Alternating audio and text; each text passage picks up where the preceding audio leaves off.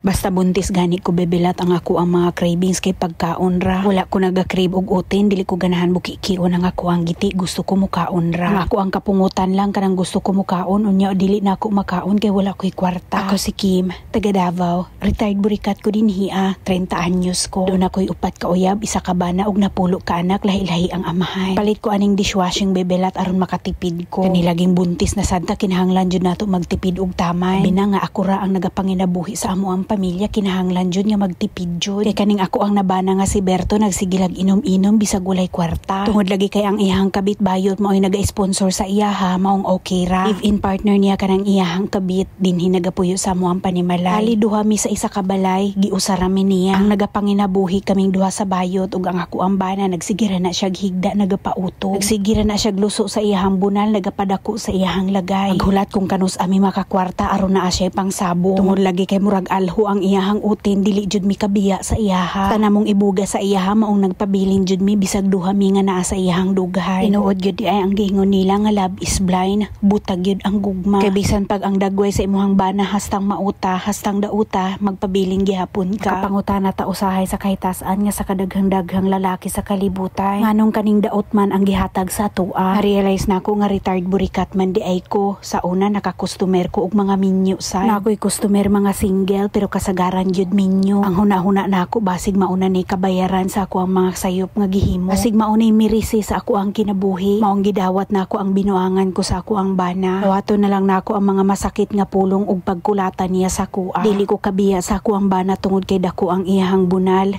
Ikaduha na may mga anak. Tulo na kabuok ang ako ang mga anak, lahi-lahi ang amahan. Karon buntis na sad ko ug ang amahan niini mao si Berto, sigurado na jud ko. Tungod lagi kay broken family ko, guba ang ako ang pamilya. Ako ang mga ginikanan nagbulag sad maong dili nako gusto maagihan sa ako ang mga anak. Tuso nako tanan ang kasakit, dili lang mi magbulag sa ako ang bana bisan pag unsay istorya sa mga tawo nga nakaila sa kuha. Aron makita sa ako ang mga kadugo o mga kaila, mga amiga-amigo nga malipayon ako ang kinabuhi. Maningkamot ko mangutang aron na ami ikalaag sa ako ang bana ug anak. Man mag-post-post ko sa social media og happy family bisag sa personal bunog na kaayo ko. Bisag wala na mao ug wala na ko kasabot sa ako ang kinabuhi sa personal, pero sa Facebook hasta namong lipaya bahala na. Kay sa una manggod nga namurikat pa ko, lami manggod kayo ang ako ang kinabuhi. Paghigda nako lami, pagbangon lami gihapon kay mudawat namang ko og kwarta. Ang kailangan ako ipakita sa ilaha nga malipayon ko bisag retired burikat nako. Kinahanglan dili nila makita nga nagpait nako sa ako ang kinabuhi aron dili sila makaingon nga gaba na nako ni. Sa mga bebelat nga pirmi nagapalit nining ako ang produkto, dako kayo ako ang pagpasalamat sa inyo kay kung dili tungod aning ako ang produkto dili ko mo retired sa ako ang pagkaburika. Ubay-ubay man sad ang musuway nining ako ang sabon kay makaputi man ni og budhi. Tambal kini sa batasan nga uwagan. Anti-aging kining ako ang sabon pampatanggal sa mga dry skin. Labida kining ako ang bleaching nga bestseller kaayo nako karon. Makawala kini sa stretch mark nimo. Kung aduna kay kagid-kagid up